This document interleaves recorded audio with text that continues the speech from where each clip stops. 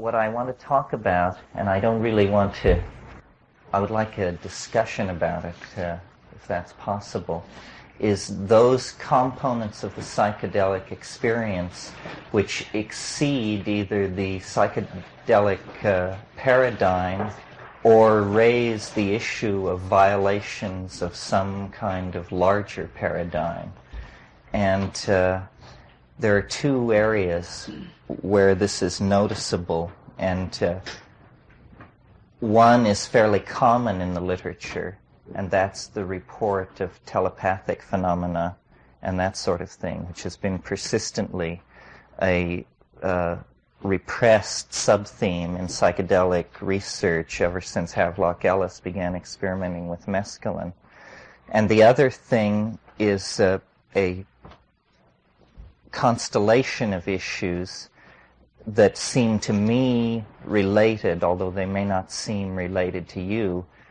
And we touched on this afternoon in Stan's talk, which is the question of the extraterrestrial connection, or whatever it is, and what do these things mean. The first thing I want to say about all this is there's been a phrase used by several people, which is the full spectrum of psychedelic effects. People will tell you at what dose the full spectrum of psychedelic effects occurs. Or we heard yesterday that LSD elicits the full spectrum of psychedelic effects. But in fact, there is no catalog of psychedelic effects. And how does one know what the full spectrum is? It's a very tricky matter. What I have encountered at fairly high doses of psilocybin and on DMT, but strangely on nothing else, that I find very interesting is the whole problem of interiorized voices, relationships with hidden agencies of uncertain parameters, and related to that, states that I think the vocabulary we inherit from the religious systems that we've recently overthrown leave us with nothing to say about them but that they're states of possession. And the word demonic has been used, but not defined. And it's a form of negativity that is not seen to be operational, but it's very upsetting, nevertheless, to people. So what I find and what I think is generally part of the shamanic practice of taking mushrooms is that at fairly low doses, meaning I can't speak of pure psilocybin, but at 5 dried grams, it's very easy to invoke a voice, a kind of logos-like phenomenon, which operates as the typical hierophant. It's the teaching voice. It's Virgil to Dante. It's a very large and superior force which takes you by the hand and then narrates the various scenarios that you're conveyed through. And the trick, of course, is the trick that's such a conundrum of the literature of involvement with demons and devils, which is the trick is to get something out of it and get away clean. And the way that works operationally when trysting with the mushroom voice is it's the challenge to get it to tell you something that you're sure you didn't know already, so that you can have some validation that you're not just talking to the back of your head.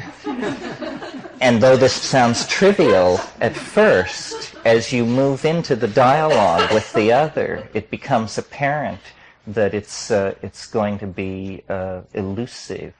Mercurial is a word that suggests itself.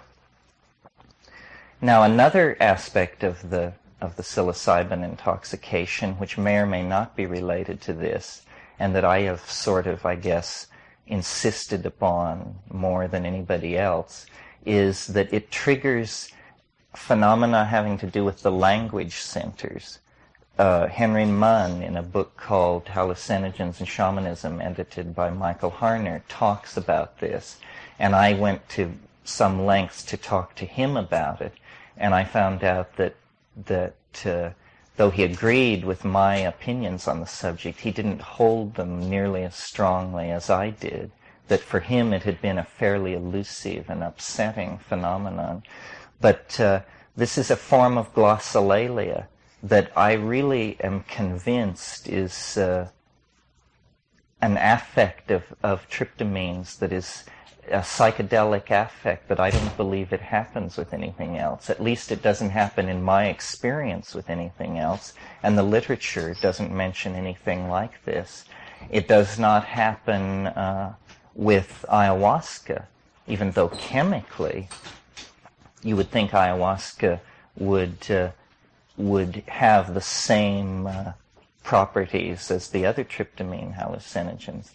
And so I want to describe a typical encounter with this phenomenon because a client has had this experience over a dozen times, and it's almost always unvarying.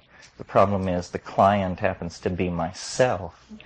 So getting independent confirmation that this could happen to someone else has not been very easy. Nevertheless, I operate under the faith that there's nothing unique about me, and that anything I could experience is a generally accessible human phenomenon. I mean, I think it would be preposterous to operate under any other kind of assumption. In giving DMT to people casually over a number of years, only 4 people have reported the kind of phenomenon that I'm interested in. And of course, every single one of them had been primed by me. Nevertheless, the experience is of such an ontologically different modality that it's difficult to see how you could cue it to somebody. They would have to have it. And what it involves is a transformation of language into something which is no longer sound decoded by brain through the consultation of a culturally validated dictionary, but instead it becomes sound which is beheld and meaning which is beheld. And this idea of a visible language, when it first came to me, or when I first realized that that was the phrase I was going to have to use to describe what was happening, I had never heard or imagined of such a thing.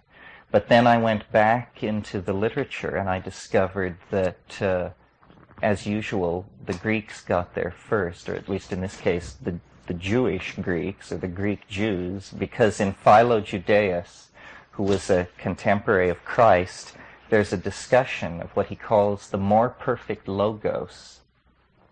And he says the more perfect logos will be apprehended through seeing, not through hearing. And yet it will cross from being heard to being seen without ever going through a noticeable moment when it shifts from one modality to the other. And this seems to be what is happening in the DMT flash when you smoke the freebase, not the hydrochloride, but when you smoke the freebase, you have this spontaneous experience of generating what you identify first as a thought and then as a sound, but which eventually becomes some kind of synesthesic linguistic modality for which we don't have words yet. Telepathy I always conceived of as looking into your own mind and hearing what someone else was thinking. But the notion that telepathy might be someone speaking and producing a three-dimensional object in the air that could be rotated and mutually be held by the speaker and the listener had never occurred to me. But experiment with the DMT showed that this extraordinary kind of state is actually potentially triggerable again and again. And it is, it's almost as though there is a sensorium of the world, which in order to be reconstructed in the interior horizon of transcendence that is the being of a given individual, the sensorium has to be arbitrarily broken down into its perceptual components of sound, sight, odor, tactility, etc. And normally, as it enters the human organism, these categories, which are arbitrary but as old as the human body itself, are maintained. But they need not necessarily be maintained. The incoming sensory data can be recombined in such a way that no trace of the portal of entry is left upon it. And in that case, you get this freely evolving topology of light and sound that is translinguistic. It has a grammar of form, if you will, so that it is not shorn of meaning. It is simply shorn of the kind of particularized meaning that logical necessity imposes on language. Instead, it has an emotional richness, a kind of poetic depth that is not like ordinary language at all, and in fact causes one to think of discussions of primary poetic languages, such as the one that goes on in The White Goddess by Robert Graves, where he wants to suggest that there is a proto-language, an Ursprach, that transcends conventionalized dictionaries, a language which to hear it is to understand it. And I think that this kind of organization of information lies at the basis of the psychedelic experience. In other words, you can think of cultural conventions and human languages as software languages that are historical adumbrations of an assembly language which is prehistoric and probably in the genes and antedates all notion of human conventionalizing of activity and is actually biologically the basis of language. As I said in the opening remarks, that if you want to see the thumbprint of God in the world, it seems to me the phenomenon of human language is where you look.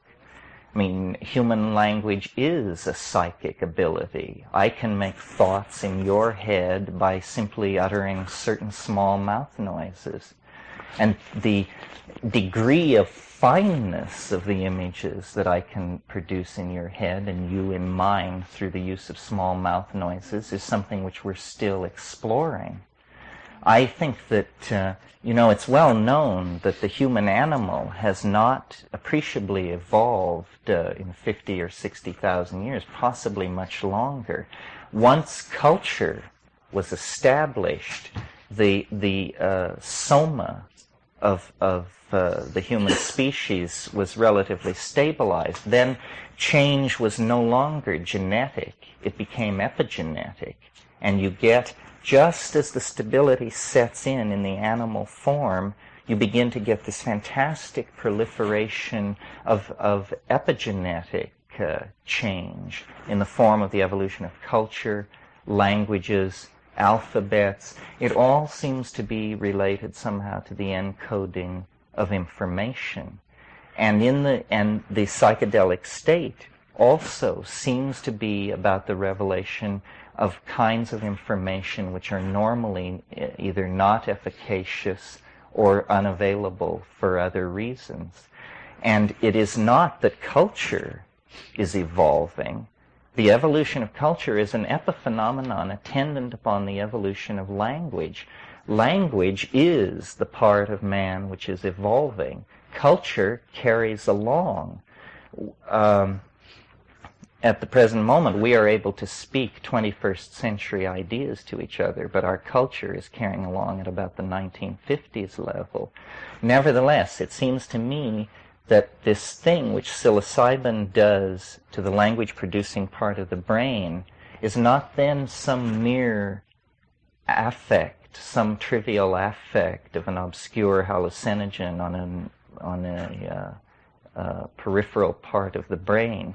It means that it is in fact a catalyst for evolution, because it is a catalyst for the evolution of language. We are not going to move into the future until we create that future through language. And the hardest thing to cause to change is language. It has an immense inertia because it is so unself-reflective of itself. And this is what we need to inject into it, is an element of self-reflection so that the evolution of language can become more conscious and less random. Because it's the non-randomizing of the evolution of language that will give us a real hold on the kinds of social modalities that we want to produce in the future. Now, I don't know if the tryptamine-induced glossolalia will have a major role to play in that. It may be simply one of the many promising scintillas or sparks thrown off by the psychedelic experience that invites exploration. But certainly all of these things, the chanting, the glossolalia, the inner discourses with alien forces, the self-examination of one's own motives, all of these things are linguistic activities and go on in the context of linguistic action. It seems to me that what these drugs synergize is cognitive activities of all sorts. This is why originally they were called consciousness-expanding drugs. And this synergy of cognitive activity has to be taken very, very seriously, because it's having a massive effect on our society. As individuals, we tend to concentrate on the 6 to 12 hours following the ingestion of a given drug. But the real impact is a societal impact that is spread out over decades.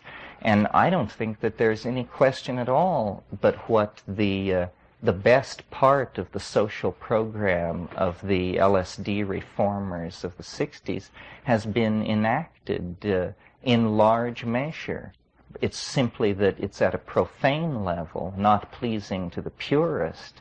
But I believe that people have deeper and subtler senses of humor. I think people have more refined aesthetic sensitivity. I think people have a greater sensitivity to the mysteries of human interaction, simply because so much LSD was taken in the 60s. And these are permanent changes that will not be wiped out. Our language is largely in the place where it was left by about 1969. But from the period of 1959 to 69, dozens of concepts and notions, ego trip, bummer, flashback, rupture of plane, all of these terms were invented that allowed a handle on the experience. And essentially, the whole 20th century cultural experience has been an effort to create languages sufficient power to give descriptions of the internal transcendence of being as we experienced it in the present at hand. And Stan touched on this afternoon. The Freudian interest in the repression of desire and the placement of the critical period in childhood, in other words, out of the present, but still within the context of the life of the experient. And then Jung bringing in trying to say, well, it's that, but it's more than that, and bringing in the notion of a collective unconscious. But it isn't that these guys were describing the unconscious or limiting or delineating the unconscious. It was that they were going through linguistic forms of metamorphosis in an attempt to describe what was a black box, which essentially I think still eludes them, because though the Jungian model was fairly satisfying, I think, by, we'll say, the middle 40s, it was just at that time that then these psychedelic agents began coming on, and what they show is that if we keep the Freudian term, the unconscious, then huge portions of the unconscious seem to have very little to do with human beings, individually or collectively, and that large portions of the unconscious present themselves more like a topological manifold, in other words, more like a place that is no more interested in the traumas or repressed wish fulfillment of human beings than boulders, wildflowers, and waterfalls are interested in these things. In other words, the unconscious began to take on the character of a dimension rather than a repository of energy. It seemed to be instead something deployed spatially that could be entered into. And immediately, of course, the literatures and traditions and mythologies of the world were searched, and we discovered, yes, shamanism. There is a tradition of a therapeutic practitioner who, in order to cure his patient or himself, goes to a place. And then there are many descriptions. It's either an ascent through cosmic levels or a descent into an inferno or into the center of the earth or into a cavern. But the stress was on the spatial metaphor, that it was a place. And I think that the psychedelics are beginning to confirm this in a way that's very hard for us to assimilate. In other words, it seems as though the science fiction metaphor of another dimension is actually in some ways more applicable than these reductionist models which wanted to say, well, it's a representation of a certain symptomatology, or it's a representation of a certain past event system. It doesn't seem to be like that. And it raises questions about the relationship of the mind to the body, which I talked about the first night, that are very interesting. One of the things, again, that Stan touched on this afternoon was what he called synchronistic events attendant upon taking psychedelic drugs. And this means that you take a psychedelic drug and then someone you've been thinking of who lives far away shows up at your doorstep. This kind of thing. Jung, the word synchronicity was coined by Jung, and it means a meaningful coincidence. But I think it was P.D. Bridgman who said that a coincidence is what you have left over when you apply a bad theory. And there can be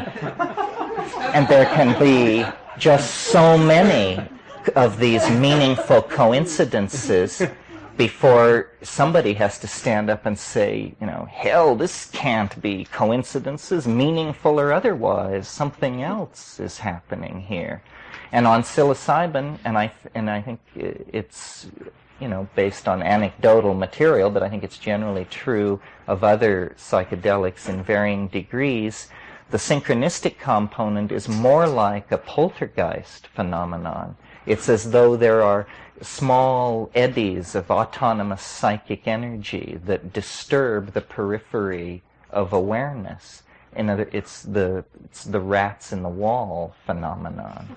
The scratchings, the rustlings, fire flarings need to be studied. The phenomenon of people lying on floors silent for hours and then sitting up at the very moment that the fire flares, the window blows open, the baby cries, almost as though there are waves of compression coincidence, connectedness. What is it? I'm not sure. Coincidence control. Something like that, that move through a modality. So all of these things suggest that actually we don't know what we're doing with psychedelics. That because things that you put into your mouth that are not foods must necessarily be medicines, we have assigned these things to our doctors to explain to us. And I noticed in the first talk this afternoon, it was said, well, there's the schizotoxin, the theory that, the psychotomimetic theory. Then there's also the theory that these things induce religious experiences. But so did the psychiatrists who figured this out immediately step aside and make room for priests? Or what was the conclusion of that model of how it should be done? So I don't think they are, I think it's odd that our reaction to them was to immediately say, well, if you're dying of cancer, we'll give it to you. If you're seriously neurotic, you can be put on the waiting list. Everybody else hit the streets if you're interested. There is this notion, that what we all experience is mental health, and certainly doesn't require any drug intervention because it, in fact, is normality. But Jung and others have had, the idea of an open-ended process, that there is an unlimited potential for understanding and for coming to terms with being in the world and for opening up to other people. And I think that it would be very interesting to take the approach that these things should be restricted to people of proven exceptional ability. That going along with winning the Nobel Prize was your license to possess and take psychedelics and to hand them out to your friends. It's interesting that when this was all being hashed out at the very beginning, it was Aldous Huxley's notion that this is how it should be done. He said, engineers, artists, diplomats, administrators, people must be exposed to these things.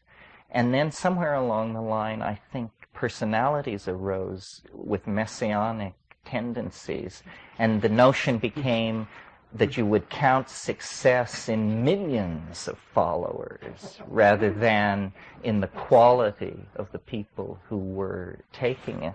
And that proved, a sad thing, because the society in which that conception arose had a demographic bulge in the 12 to 30-year-old group, and it just all ended rather badly.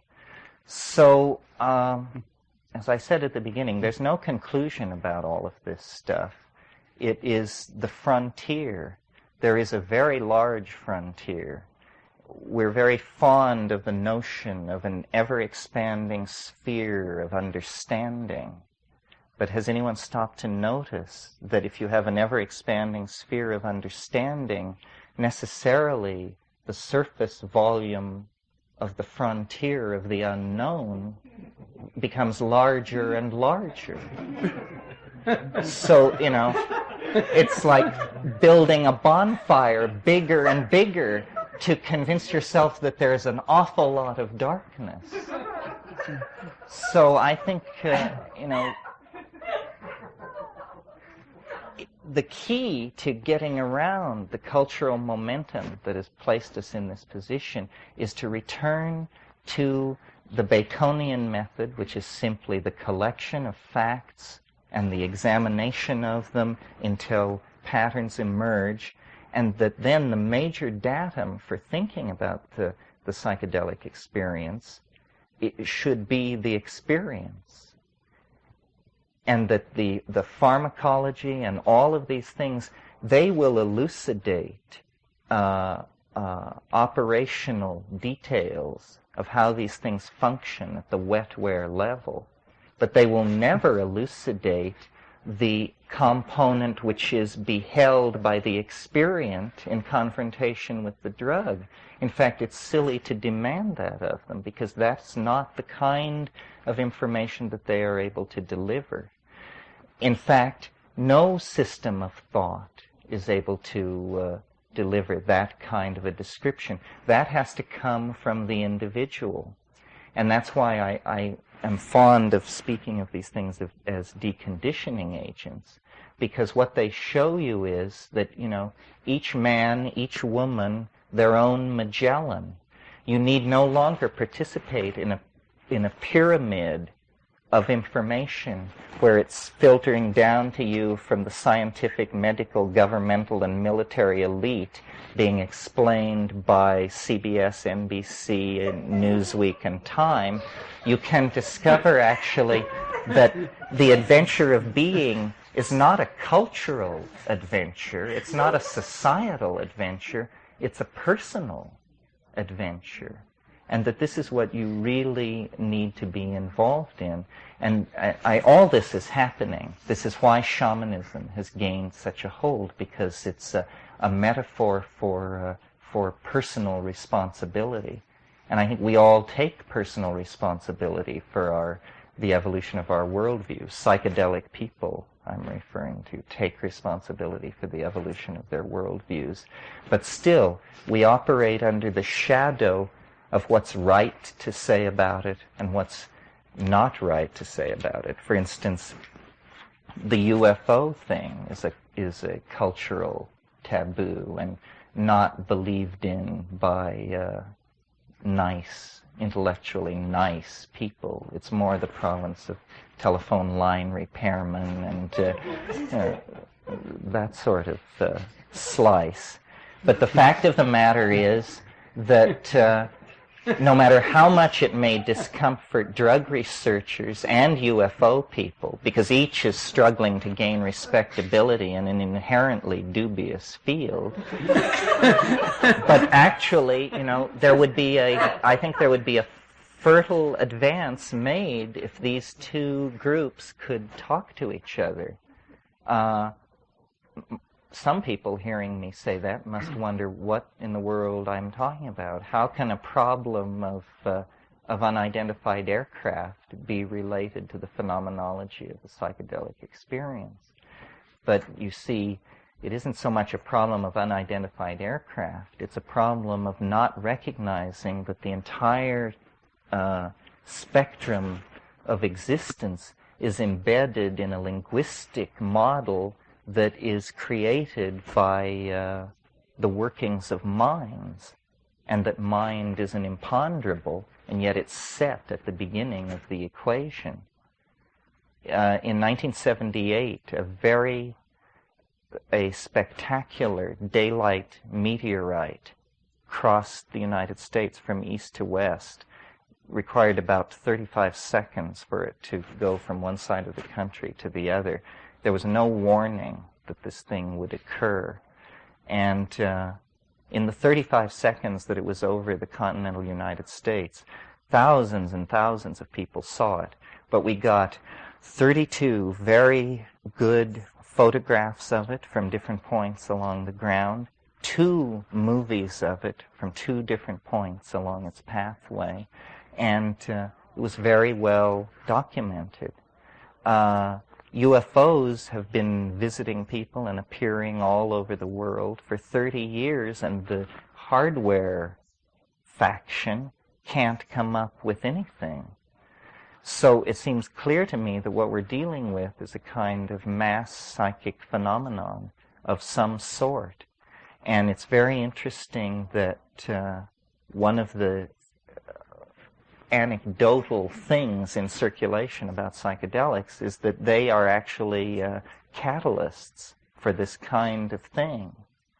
And what this means is not clear, but it should certainly be investigated. I mean, if there's a chemical agent which can repeatedly trigger a phenomenon that bizarre, it should be looked at. Jung very early suggested in a book called Flying Saucers, a modern myth of things seen in the sky that he published in 1948, that it was in fact a projection of the mass psyche, that it was assimilable to the goals of alchemical transubstantiation. He called it the rotunda, the scintilla, the spark, the spinning thing. And it's all these things, but it is the clue that we are somehow trapped inside some kind of artifice, that the world that we're inside of is much more like a work of art than it is like the smooth-running mechanistic machine that Newtonian science describes. That description works very well for all low-grade phenomena, up to about the level of the weather.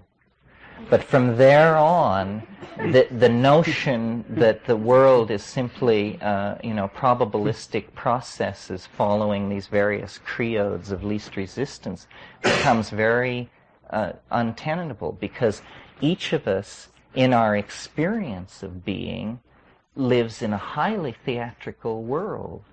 And what I mean by that is that you can see a woman at a great distance from you, in class, in opportunity, all of these things, and you fall in love with this woman, and it's hopeless. But of course, as we all know, it's also inevitable. And that inevitability totally violates physics, because it really is hopeless. How is it then that each of our lives is a work of art, of unbelievable chance encounters, coincidences, and wishes projected onto the world but never spoken and strangely fulfilled in the oddest ways? I think that it's because the world is made of language, and that if the Eastern conception that the universe is mind has any operational impact in the world, it will be through conceiving of mind as the underlying, self-aware, self-active, world-forming grammar of being. So that what Freud called the superego, what I call the overmind, there have been different ways of talking about it, has to be seen not as a passive homeostatic controlling device, but actually as the most intelligent organization on this planet. And we are all only components of this, believing ourselves to be the highest expression of freedom. But it is actually at the species level that organization is controlled, and that's why the emergence of ideas like the calculus or the invention of LSD or the steam engine, why these things have this curious property of being regulated from above. It's because the world is not nearly as chaotic and random as we suppose. We are actually trapped inside a giant organism, and it is not Gaia. That's a much larger organism. We are trapped inside a large organism, which is the human collectivity. And that's why we are such different monkeys, because there is this group mind, which none of us is aware of or has ever perceived, that is actually mediating the human experience. And it is no more apprehendable to us than the group mind of an anthill is apprehendable to us. It can't be seen. What it is it's an interlocking set of conventions, linguistic directions, genetic components, assumptions, and what, for lack of a better word, you would call innate tendencies. And these things, which we wear as the clothing of our specieshood, are actually the constraints directing us first one way and then another. And if we want to take control of our destiny, we are going to have to rise into empathy with this overmind, this superego. And there's no reason to think this can't be done. I'm sure you're all familiar with Julian Jaynes' theory that until very recently, in fact, until Homeric times, everyone heard voices. in moments of crisis. If you were in a moment of crisis, suddenly and quite naturally, a voice spoke in your head and said, get the hell out of there, or do something. And everyone understood that this was God, or the king, or the dead king. It depended on where you located in the Middle East. But there were people who traded between these various locations. And the first cynics is what they were, because they noticed that over at Ur, God spoke to everybody. But down at Nineveh, it was the dead king who everybody heard in their head. And this logical discrepancy cast doubt, and they became the first people to not hear the voice, but to assimilate it. And this is what we call the ego. It is what we experience as the self, something which 2,000 years ago was a god, which only intervened in human affairs to save lives and give heavy advice, has become for each of us the central focus through which we mediate our sensorium and project models of the world. So it is not, we are far more plastic than we realize. And I think what Stan was saying tonight about how the goal is to be in the, I forget the term, the hylolytic, the matter-oriented side of it, but to have this awareness, a complete awareness of the other side, so that you are simultaneously locked in Newtonian space-time and the parameters of the situation, and you are simultaneously liberated into a complete awareness of the other potential.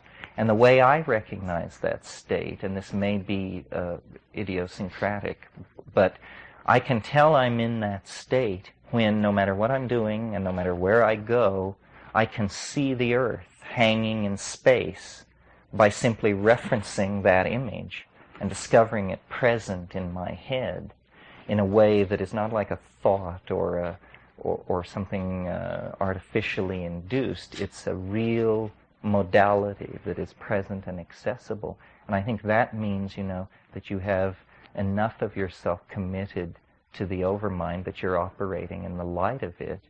And then many consequences flow from that are efficacious at the personal level. For instance, there's something which has been called the Tao of the ancestors. What that means, I think, is simply that for each one of us, there is a way to do the things we must do that is the most energy-efficient way to do it. And I'm talking about opening a door, picking up a fork. The best way to do it is to follow the creed that is the Tao of the ancestors, to recognize that you are a genetic expression, a partial genetic expression of a gene pool which has received genetic expression at each generation in your family for thousands and thousands of generations, and that you are just the latest recension of this gene pool. Then you release the ego and you act with this awareness. These are psychedelically induced states of being that I think make it easier to live in the world.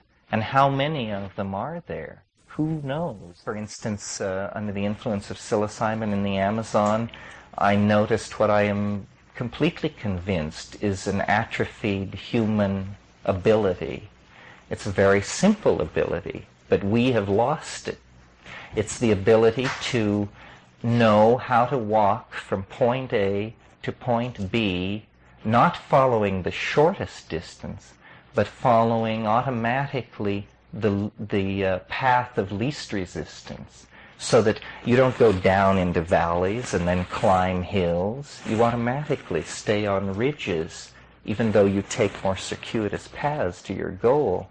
And I could feel this sense working. It was just like a part of the dashboard that had previously been covered up was uncovered. Here was a human sense, which we don't particularly need because we've erected linear cities where the the path of least resistance usually is a straight line. But you can imagine people in rugged country, this is a sense which would confer great survival adaptability and be tremendously important.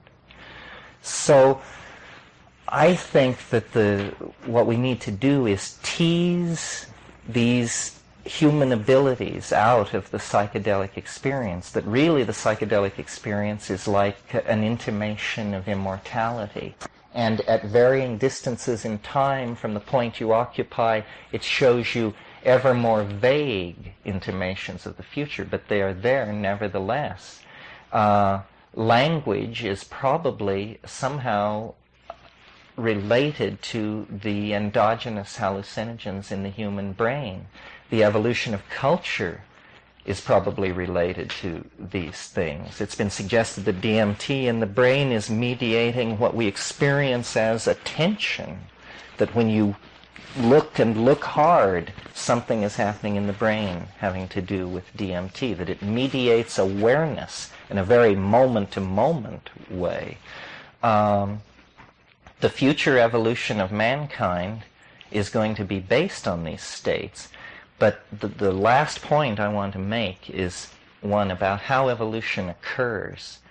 It isn't that a mutation happens and it confers greater adaptability upon an individual, and therefore that individual and his offspring numerically gain over competitor individuals of the same species. This is not how it works. The way it works is you have constant mutating of a gene pool from the influx of cosmic radiation and other factors. There is always a low level of mutagens, of mutants in a population. But they are of no consequence as long as the selective parameters remain the same. But when the selective parameters change suddenly, these individuals who were previously masked in the general population, the selective advantage that they have now comes immediately to the fore, and they act very quickly and critically to send the evolution of a given species off in a different direction. This is why the fossil record progresses in fits and starts, because sudden shifts of environment cause the apparent emergence of new types. It isn't that they cause it, it's that the new types were always there, but not with any advantage. It's that the new situation has conferred a sudden advantage on them, and they are moving then into positions of dominance in the population or the society, if we're talking about human beings. I think that the psychedelic experience is like that at the present level. It has conferred, there is a population of different people in the general population. And as conditions change, these people will be seen to have adaptive advantages without being metaphysical about it. An obvious adaptive advantage is what I call the deconditioning effect. That we live in a jungle of propaganda, buy this, believe this, wear this. If you have a symbiotic relationship with a deconditioning agent, you're much more likely to thread your way through that with your soul and your bank account intact. So this is one way of thinking of it. That what the psychedelics really do, I think, is release us from cultural machinery and put you right up against the human essence and say you no longer have to pretend that you're Scotch-Irish or Witoto or Jewish. You can actually explore the human modality independent of the inertia of these exterior labels. And so it places responsibility, it raises questions of validity, existential honesty with oneself, and I think it promotes the moral life, which I don't think happens if you buy deeply into myths of the tribe, if you're a devoted practitioner of Marxism, fascism, capitalism, I don't think these things will lead you to the moral life, because they are not, they don't arise out of experience. Experience is everything. These are drugs of experience. It's very important to take the moment seriously, reincarnation and all these things aside. What if this were your unique opportunity to unravel it all and not be caught in dissolution? Because I think that there is a potential for immortality, but it isn't assured. It is something which comes to the courageous. And somehow in the historical experience, we've gotten the idea through Orthodox religions that salvation comes to the subservient. And this is totally wrong. It is more like the Greek ideal of the hero, that if you are heroic enough, once you're dead, you'll be a god. And I think this is what these things summon us all to. And the thing to look at are the things which don't fit any paradigm, the anomalies, the paranormal things, the self-transforming elf machines, the UFOs, all of these things. What? You didn't tell the story, the UFO story. Oh, which UFO story? Why not? Well, I don't know. It has to do with this whole thing. See, the alien is an archetype, as well as whatever else it may be. I mean, if aliens didn't exist or don't exist, we would still invent them, because it's the other. You know, I've made the metaphor that we have arrived at some kind of collective puberty, where we now are fascinated by the notion of a non-human partner. We're obsessed, as an adolescent is obsessed with sex, we're obsessed with the notion of alien love. We want this, and yet we have all the feelings about it that an adolescent brings to the early sexual experiences. It seems like an abyss, a devouring, a kind of giving up, impossible. And yet our historical development has led us to the place where we now realize this is possible. It's like finding out the facts of life. The facts of life are that there could be a girl next door. And now, who's an alien, of course. What other kind of girl next door could it be? So then, there's a girl next door.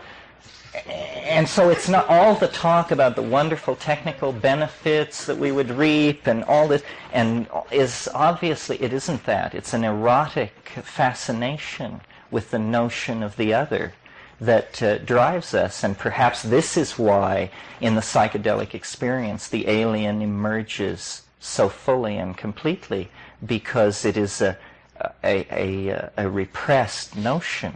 Although I've noticed in the history of the phenomenology of UFO contacts, the theme, it was first a light in the sky, then we had all these exotic abductions, and then in the last 4 or 5 years there are more and more persistent stories of sexual relations, pregnancies, this kind of thing.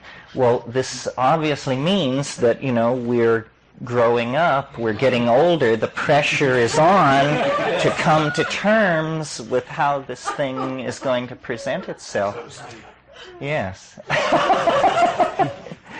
So, you know, it's hardly respectable to say these things anywhere. I mean, fortunately, I work for a living, so I can say these things.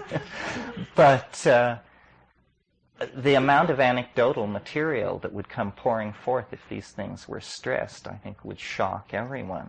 And somehow it has to be taken out, and this is a really sensitive issue that it is very hard to talk about. How can such a screwy notion be taken out of the hands of squirrels In other words, we have no shortage of people assuring us that aliens of all sorts are channeling left, channeling right, this, that, the other thing. The problem is the reverse of the problem in radio telescopy, where they search the skies and get nothing. Our problem is just a cacophony of hysterical claim-making. Where do you begin? The Urantia book, you got the Nine, you got all kinds, and this is not a new phenomenon. It's, you could choose your point, but certainly since the onset of Theosophy and Alice Bailey's school, and there's been a lot of channeling in the 20th century. So the problem is one of filters. Which aliens do you believe, and how do you tell garbage from the real thing? And I think this is a problem for information theorists. It's a poker playing problem, essentially, and shouldn't be difficult to solve if we apply ourselves to it. It's just that for us, the notion of a dialogue with an interior other is psychopathy. So we're very leery of that, or we're very something of that. Albert or Metzner? Anyway, I noticed that Sasha, when he described the phenomenology of psilocybin, didn't say a thing about self-transforming elf machines or whispered messages from gods and demons. He did mention demons. So you're free to believe that this is the raving of an unhinged mind, but, being a Jeremiah figure is a great tradition, and they usually have the last laugh. Are there any questions? That's the story.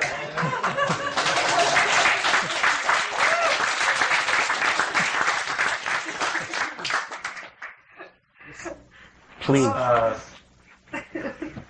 Sort of psilocybin glossolalia that's not any words that are in any cultures right now, but that has meaning for you. Yes. Have you ever heard of, or have you yourself communicated with another person in this language? You mean while I was loaded and they were loaded? Yeah. Yes. And both of you have had this experience of shared meaning? Yes, but see, how can we check since English won't flow back and forth? No, I take your word. If you both experienced shared meaning and confirmed it, that's about as far as you could go, I guess. I think so. But when I listen to recordings of this glossolalia down, it makes me very uncomfortable, and I wonder what could possibly be the matter with me that I place so much emphasis on this. And I've noticed, it'll clear most rooms in a hurry. I mean, it's all, people are with it, and they say, oh, it's far out, and all this stuff. And then you play it, and they say, well, I've got to go do something. They draw back. It seems too quirky. So it's like you do some and they do some back and forth, except it's totally unintelligible to the English ear. Yeah, it's totally unintelligible to the English ear.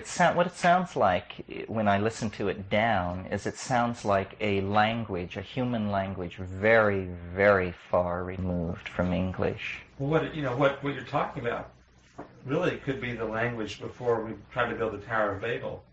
We all shared the same language, then it got split up because we were the or Ursprach. something. This is the term for that. Ursprach, the first language.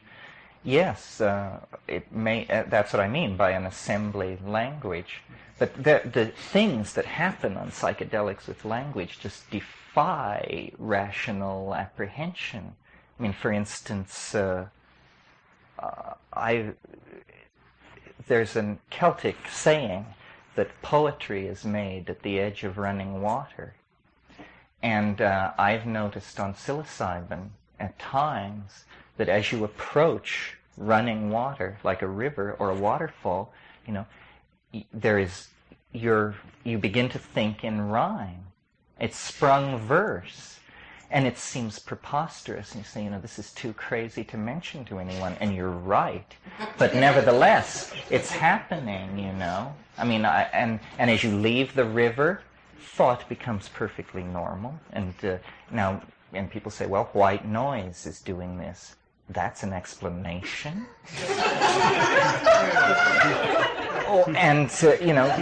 Or you look at historical phenomena. Muhammad, it turns out, spoke in verse, and it was considered a sign of election. Glossolalia with shaman is not that rare. Spirit voices. It happens without drugs all the time. Yes, although I don't know if you know this book by Sylvia Goodman called Speaking in Tongues, which is, as far as I know, the major work in English.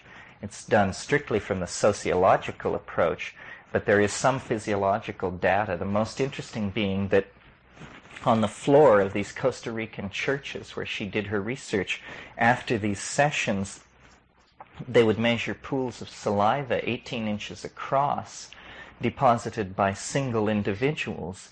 Also, what was going on was there was a lot of hyped up, hallelujah type stuff, and then someone would fall into the glossolalia and utter a burst of it, and then be almost like a post-epileptic situation, and they would turn to the people around them and say, "Did I do it? Did I really speak in tongues?"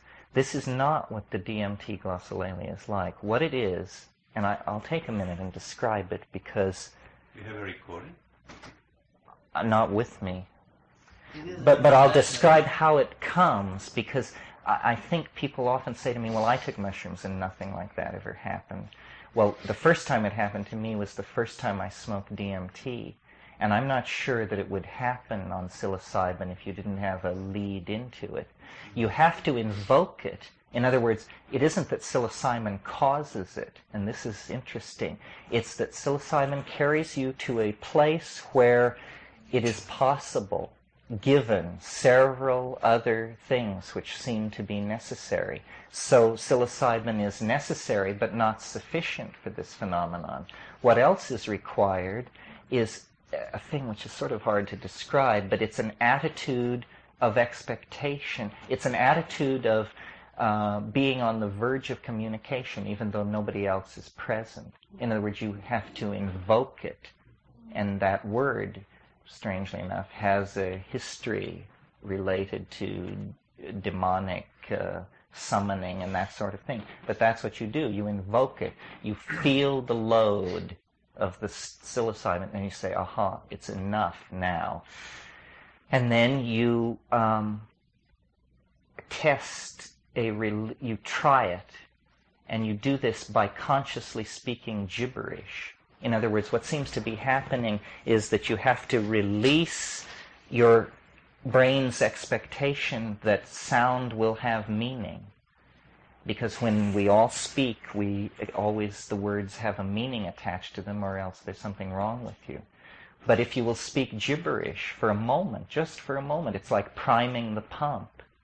And the break then is made with whatever connects language to meaning, and language begins to flower and to take off and to develop these abstract modalities that are free of association, but that are obviously highly ordered and grammatical and going through complicated, it's like a sonata. And in fact, it's led me to suggest that probably language existed thousands and thousands of years before meaning. That this is what monkeys, these evolving monkeys on the brink of self-reflection, did for each other as a form of entertainment. It's not as much of an energy drain as chanting and singing. You just carry it on at a conversational level, but it's word music that very, very fine nuances of the stuff it's manipulating, which is not meaning, but whatever it is, this topological manifold, very fine nuances can be imparted to it by these small mouth noises. And is it anything like what babies who are about to learn to speak do? They carry on these things, and it sounds like a language that you just don't understand. There's all this inflection, and it sounds very intelligent if you could just kind of catch it. It's like that. It is very close to actual language. It's like that, only more so. Only more complex. Like one of the things that seems to be going on is there seems to be more phonemes than are actually in any human language. I mean, isn't it that there are 52 phonemes and no language known has more than 41 or something like that? But because if you do this for a while, and it's so much fun, it's a kind of ecstasy to do it, that there's no reason to stop if you're alone. After you've done it for an hour or so, your face, your mouth, is just hanging down to your waist. I mean, it's like you've just done something to the whole front of your head, and all the musculature has dissolved because you've been making all these sounds that you never make. And the whole front of your face feels different. So every language has a set of coded mouth positions which are expected and easily facilitated through use. It's easier if there's somebody else there to hear it. No, there's rarely somebody there to hear it when I do it. Well, but I sometimes wish. Is it easier? In other words, because I got the impression that there was something about the attention, the listening of somebody else that facilitated it, the channeling through. Oh, I don't know. I mean, for instance, I'm very shy about it. I feel like it's a very personal thing to do, so that it's hard for me to do it in the presence of other people. But this is just perhaps my personality or my association I with it. think you're a better speaker in English since having these experiences. Yes, well, this is There's something... more fluidity that there are, you have developed, your face and your expression. And Well, here's what I think it is. And Henry Munn made this point in his article. And I said earlier, that what we need is the evolution of language, and it's all about the evolution of language. Yes, it's a continuum. And as I guess it was here or it was somewhere recently, I said, it begins as clear thought. It moves into eloquence. It then becomes charismatic. At that point, if it goes any further, it will be called demonic possession, because it's happening too much. You're not supposed to be that compelling. You're not supposed to be that powerful a speaker. And if you stick with it past demonic possession, it becomes these objects. It actually crosses over and becomes the topological modality that I mentioned. Jill and I were talking in the baths the other night because she made her sounds down there, and I caught it at a certain angle visually, and I could see these things coming out of her mouth, which looked like blue smoke. And I've seen this before. It looks like heat waves off a highway. And perhaps it's nothing more than heated air that's been in the lungs, heated by the body, has a different refractive index than the exterior air. It's probably expelled in a series of waves. And so if you have the light just right, what you see is a displacement of light, a flickering in the vicinity of the mouth. But I think I've also, in a stone state, watched that condense into this more visible language. And it's as though, there are finer and finer levels of vibration. The whole notion of the word becoming flesh, which occurs in cosmogonic myths as diverse as the Judeo-Christian and the Australian Aborigine. It's always about a word. A word was uttered, and this word was somehow more than a word. It adumbrated through dimensions and caused the phenomenon of being. And this is the sort of thing that's happening. But to answer your question, yes, I think that I have verbal facility because I've taken so much of this drug. And maybe I had a tendency toward it at the beginning, being Irish and not given to hard work. But nevertheless, it definitely does this, and it does it temporarily. Like when you take psilocybin, if you actually try to do what we call raving, which is, a high-speed soliloquy, but the raving can just go anywhere.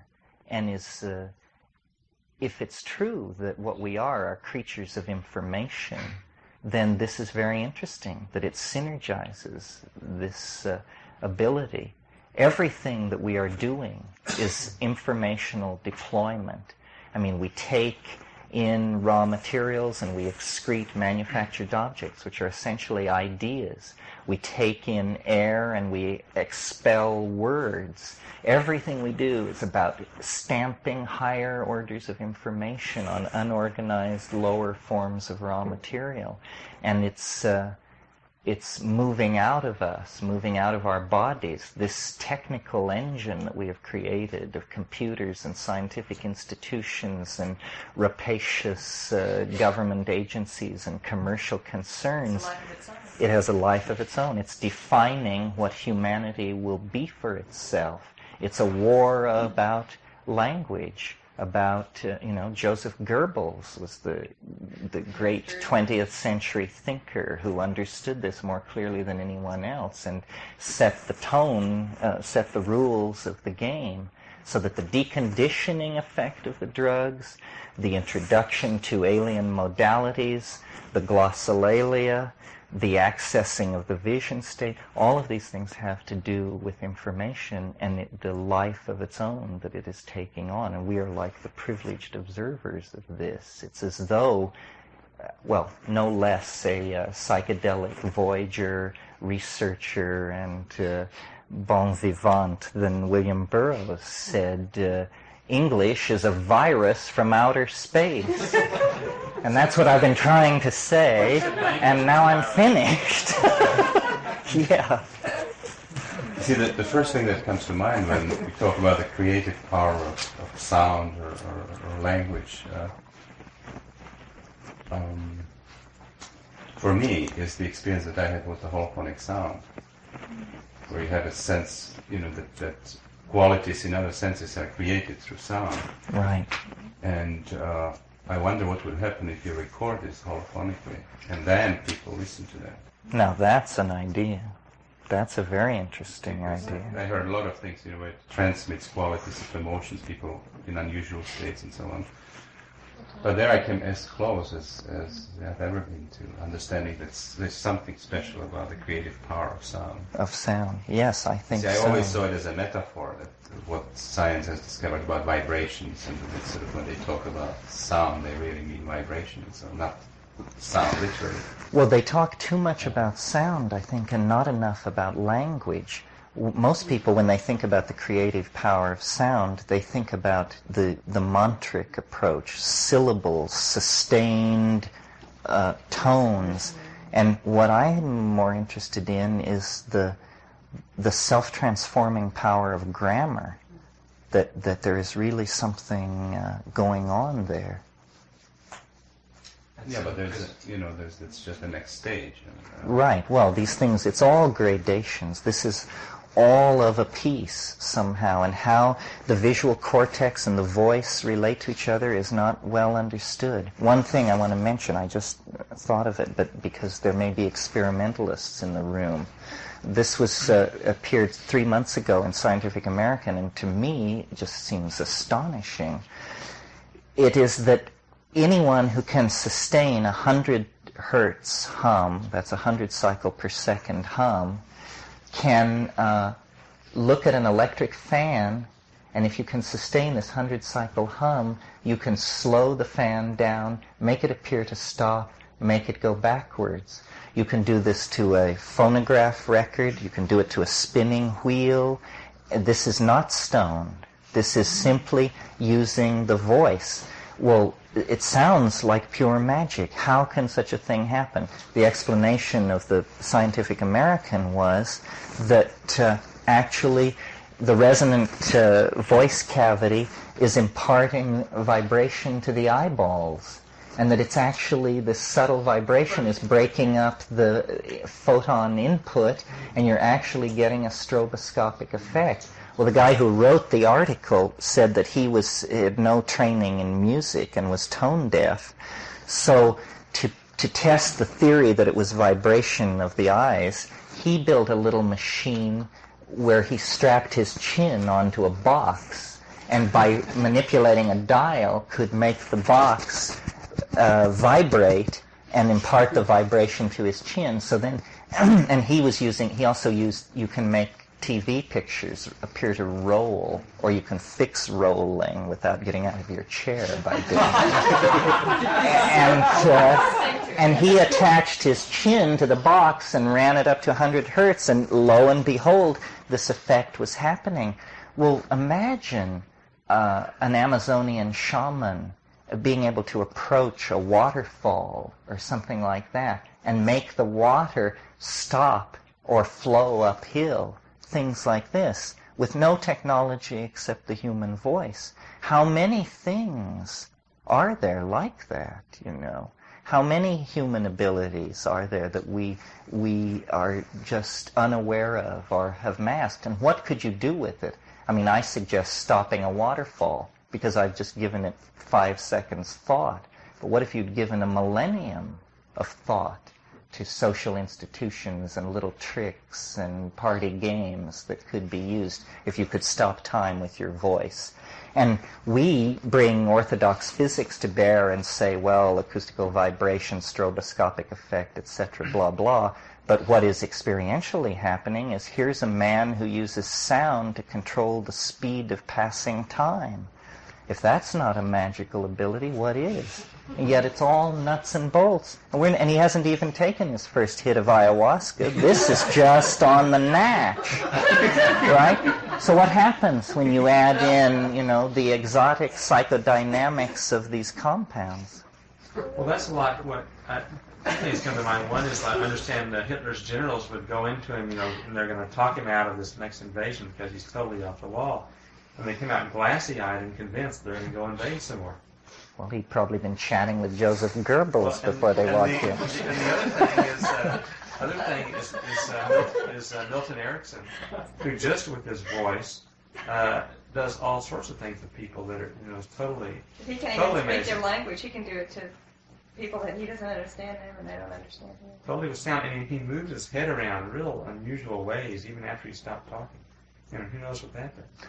Ayahuasqueros are interesting because when you meet a few of them, they all have a bunch of mannerisms which have to do with their voice and a certain sound that they make. Who the only honky I've ever met who came even close to this was Ralph Metzner. Has a curious speech habit, which is this, it's a kind of a purr at the back of your throat.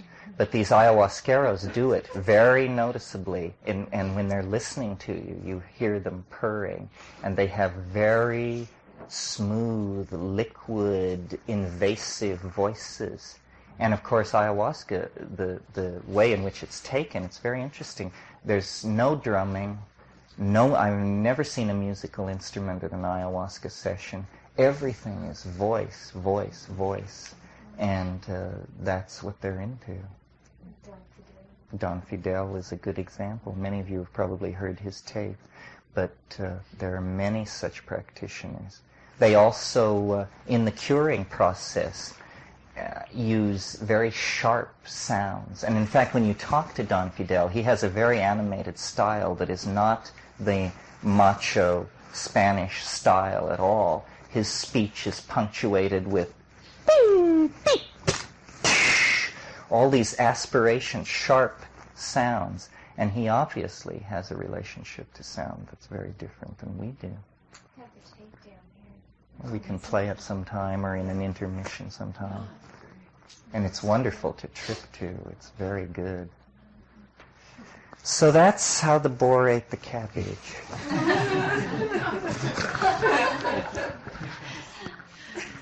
Thank you very much. Thank you, Terry. Thank you.